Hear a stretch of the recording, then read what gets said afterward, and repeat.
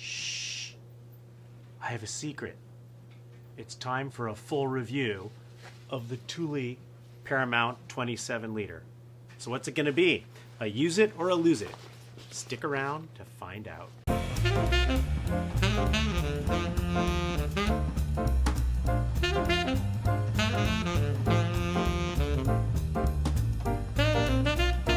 So here it is, folks. This is the Thule Paramount 27 liter.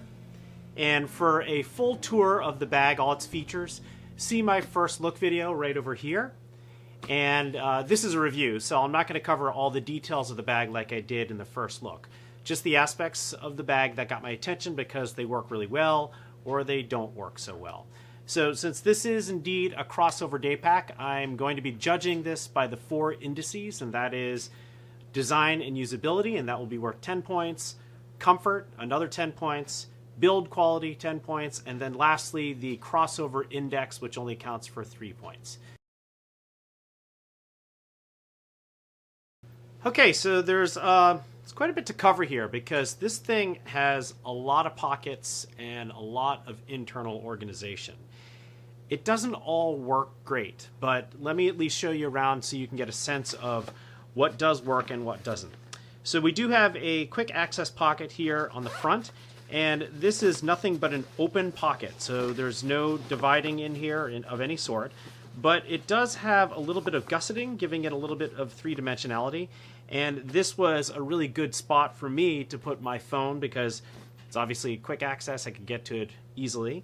And in fact, there's a magnet that holds this flap closed, so I never even used this zipper. I just let it close with the magnet, and then I could easily get access to my phone whenever I heard it ring.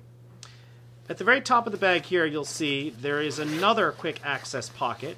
This one doesn't quite have the same kind of dimensionality, and it's associated with the main flap that allows you access to this whole bag.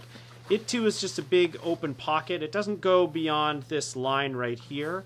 But the problem is that if you put too many things in here or something that has too much of a 3 dimensions, like even my phone, it actually prevents this part, this flap, from magnetically adhering down to the other side of this pack. So there are magnets right here, and then receiving magnets on the main part of the pack there.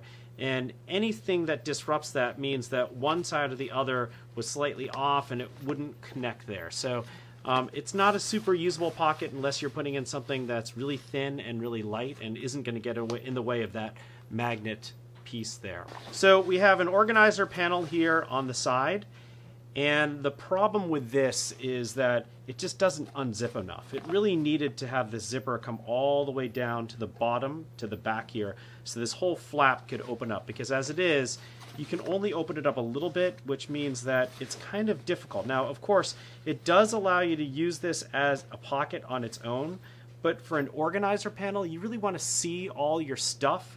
So I totally get it that they wanted to have an extra pocket here for somebody, but have that extra pocket be in a different place, not in the organizer panel. Organizer panels are all about getting access, quick access to things. And so I would really prefer to have this unzip all the way, be able to see all the stuff that I have, including, you can see here, it would be really difficult to know what exactly is in this mesh pocket. You'd have to really dig in there to find out. And also, there's only one pen slot here. That totally bums me out. There really needs to be more than one pen slot. Yes, you could put a pen into here. It's a pretty shallow pocket, though. In fact, even this pen slot is a little bit shallow, but this one certainly is made more for probably, I don't know, maybe you would put your cell phone in here. That'd be a pretty small cell phone. Anyway, I don't love this organizer panel. I actually don't think that it works very well at all. And then over on this side, we do have side access to get into the main compartment of the bag. One of the problems that I have with this side access piece is, check this out. If I have this on my back and I want to get into the interior of my bag, maybe I want to pull out my camera or something like that, I typically would take it off my left shoulder and swing this thing around like so. And this, unfortunately, gives me access to the organizer panel side, not to the side that would give me access to the main compartment of my bag. I think it really should have been switched, especially for somebody like me who's a right-handed person. So if you're a lefty, maybe this works out perfectly for you, but as a righty, it doesn't work out all that well. The other part is, I'm not sure how important it is for me to have side access in a bag that's this small. Frankly, it really was just as easy for me to go in through the top. So, I don't know. It seems like I would rather potentially have this be another organizer panel on this side of things, rather than having access to the main compartment of the bag. This pocket right here, which is clearly designed for your sunglasses, the zipper is too small, and as a result it really binds. It's super hard to open and close. It would have been really nice if Thule had put a little tab of fabric here so you could hold onto it to unzip this, because boy does it get stuck going around the corners. Otherwise it's a great pocket, and you know, it would be ideal, but one of the problems you have here is you really want a quick access pocket to be on the outside of your bag. It sort of defeats the purpose to have to undo a flap, then undo a zipper, then get access to whatever it is that you're trying to get quick access to. So the execution isn't perfect here in terms of its location, and in terms of the zipper that they used to enclose this area here. Speaking of zippers, probably one of the biggest issues I have with this bag is the fact that to get into the main compartment, you have to undo 2 zippers. You can't just undo 1 zipper. Now, it's not so bad, because one thing I want to point out to you here, you'll notice that they have a little spot here for you to stick your finger in there, and then you can just rip it. You can essentially pull it to get access. So that's super nice if you want to get into your bag. The bigger issue now is, in order to zip the bag back up, you need to make sure that you zip both of these things independently. It got to be, well, that's another pain, is that you have 2 tabs that are right next to each other. So I always grab the wrong one for some reason. But to have to use both zippers instead of just taking 1 zipper that goes along the entirety of this opening meant that I had to do 2 separate actions to close this up. And obviously I didn't want to do that all the time, so I ended up just leaving this thing open halfway, like so, all the time. So it may work perfectly for you, but it really doesn't work well for me. Another oddity here is that there seems to be some significant redundancy going on here, and it doesn't always work to have this kind of redundancy.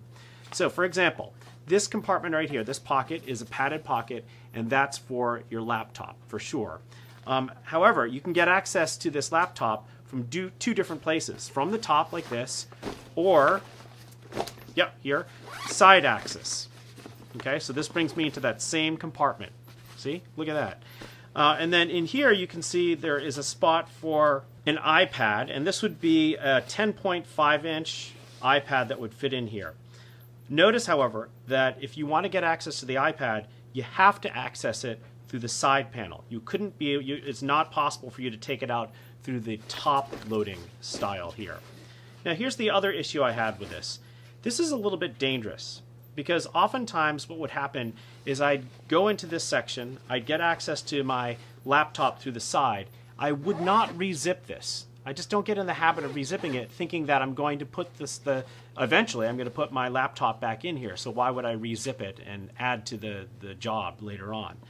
So now then I would have a situation here where I'd see my pack sitting here, and it would be open topped like this. Maybe I went to grab something else out of here, maybe the charger, which I put into this mesh pocket right here. And so I would slide my laptop into this, forgetting that I had the side open.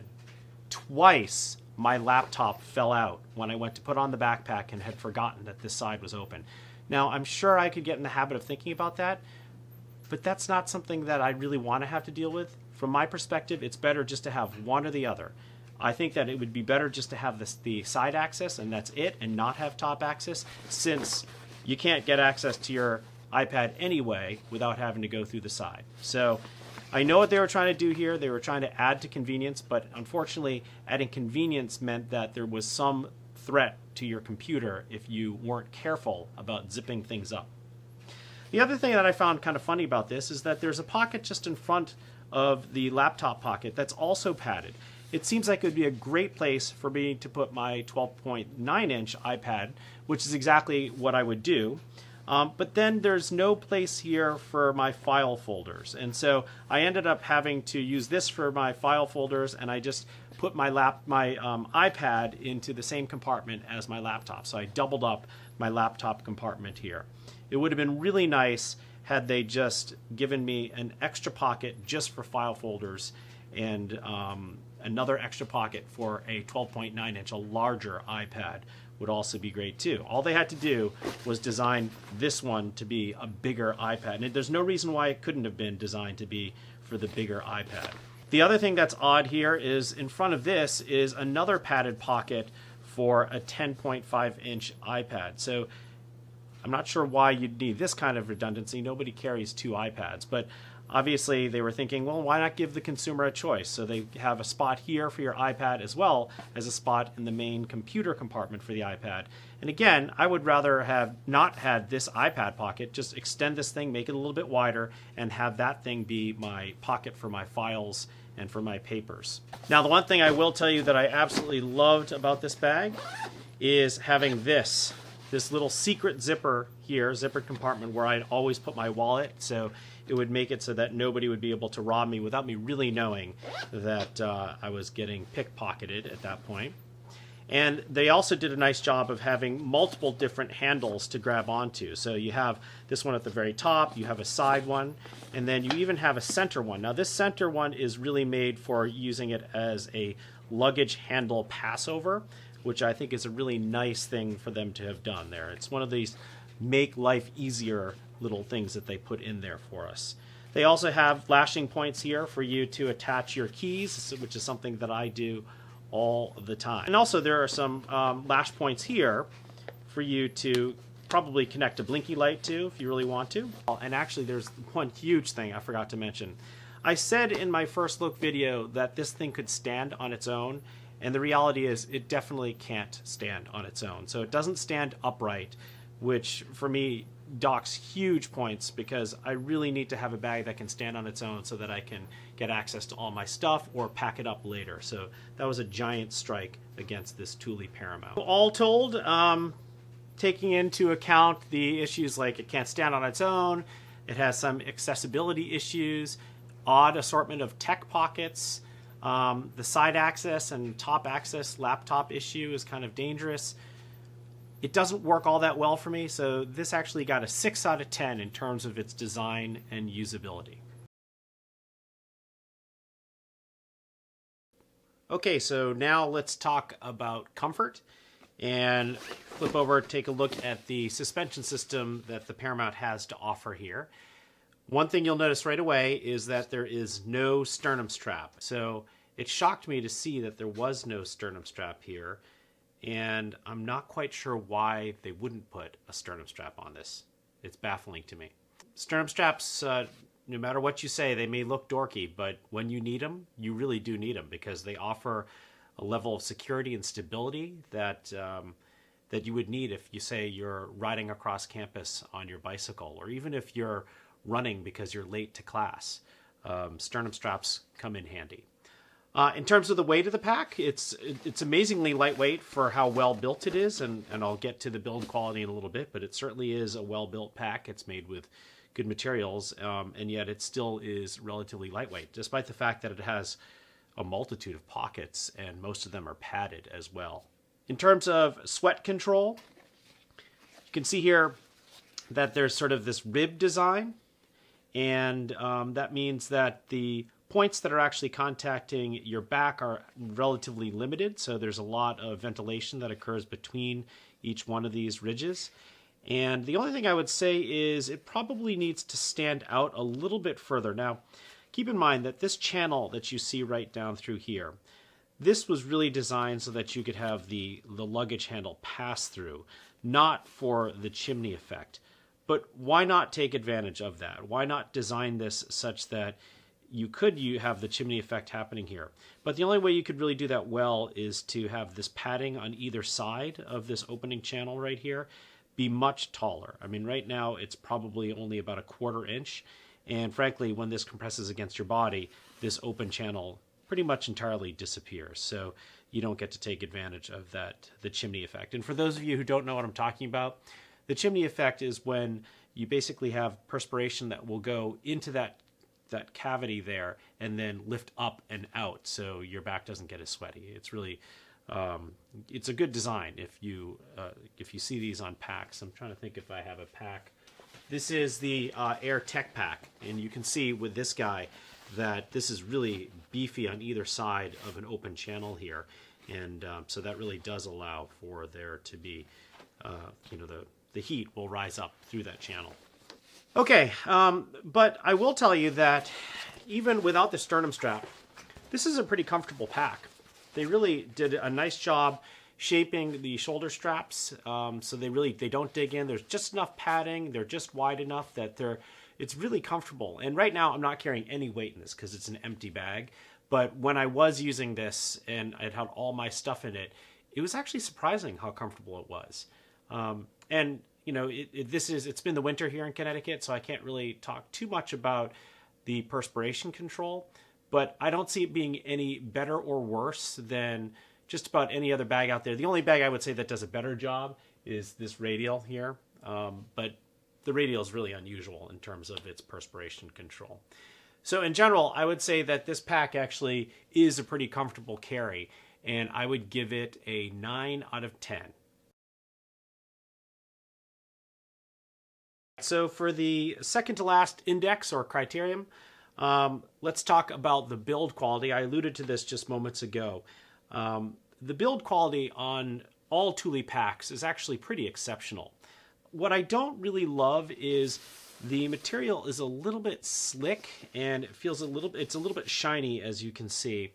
And it feels cheap, even though it's really not. I mean, this material really is a high quality material, and the tarpaulin on the bottom also is a good choice here. But it just has that sort of cheap pack feel to it, like a thin nylon instead of closer to being more like a ballistic nylon. So, it's there. I think it really is tough. It just doesn't feel all that tough. In terms of the linings, when you look into the interior of the bag, I think this is where they really shine. This is a really nice looking lining, and I'm not sure if you can really see this very well, but it's a diamond, very fine diamond ripstop nylon, and it's probably only 200 denier. It doesn't need to be, frankly, a higher denier because it's in the interior of the bag. But it's really a nice high quality lining, and it pretty much lines the entirety of the bag. There are some regions here where you can, it hasn't been lined. And then this reveals to you how water resistant the fabric is. So the main outer fabric here has a very dense rubbery-like coating that it feels very much like the tarpaulin base here of the bag, indicating that this thing has really decent weatherproofing. Again, it does come down to the seams more than the fabric itself, but I would say this compares pretty favorably with other packs in terms of the weatherproofing. The hardware is another story, however. I really think that these zippers were an ill choice. They are YKK zippers, but they feel like they're probably 5s or 6s. And the one thing you gotta understand here is that when it comes to zippers, you really have to make sure that you match the zipper gauge with the thickness of the material. And this is a fairly heavyweight material. And so what I'm seeing here is the material essentially acts kind of like a bully compared to the gauge of these zippers. And that's why there's so many problems with unzipping this, because the zipper cannot fight the fabric. If you had a fatter zipper, a beefier zipper, then the fabric basically has to give in to the actual zipper itself. So I think that pretty much universally across this bag, the zippers are just way too small gauged. The other piece here is I really think it would be nice if they used the YKK zippers that have more water resistance. These are a reverse coil, which is nice, but they're clearly not the water guard zippers that YKK does offer. The other part that drives me a little bit nuts here is the magnets. Now, under normal circumstances, I really do think magnets are great. And for this front flap here, the magnets work incredibly well. In fact, so well, as I mentioned earlier, I don't even use the zipper. I just leave the zipper open all the time and let the magnet be the thing that contains whatever I have in here. And in this case, it's always my cell phone. These ones are pretty sure. They click in there. They're strong enough that the flap isn't going to open inadvertently. And I think it's a nice job of using magnets here. The main flap magnets, however, are a complete nightmare. You have to line it up just right in order to get the magnets to actually clasp together so that the front flap actually holds flat to the bag itself. And if you're off by just a little bit, you can't find it, or only one of them will connect. And they're just not strong enough. I think that's one of the things that bothers me, is it's made to go in multiple different places, but you really have to line it up and hit it just right. And frankly, it's just not wide enough, or they're sort of misaligned. So if you have your bag really full, it will never line up, because what you have going on here, the distance between these two magnets is shorter than the distance naturally between these two magnets that are on either side of this. So it's just an ill-conceived idea here, and I'm not sure what they were going for. I think it would have been better had they just done a central magnet, or a couple of central magnets, not unlike what they did here. There are a couple of magnets right here and right here, which line up with points that it'll connect to on this side. I think they're just trying to be too cute with these cord-like magnets, and that's the only way I can describe them. They're sort of long, sort of cylindrical magnets that connect together there. Either way, they just plain don't work, and it drives me a little bit nuts. Even though I trashed the zippers moments ago, I will tell you that the one great thing about these zippers, if you can zoom in and see this right here, they have a rubber coating on them, and then they have a nice little paracord pull here. And I think these are great zipper pulls. They're quiet, so they don't jingle against each other. And they're positive enough that you can grab these things no problem with a pair of gloves on to open and close them. So nice zipper pulls on these, even if the zippers are lighter gauge than they should be. In general, the manufacturing of this bag is great. I don't see any seams that are improperly stitched, and things seem to be in good alignment. There's no misstitching or anything here, no frays. It's really, these are well put together bags, so you'll never have any issues with any Thules when it comes to manufacturing.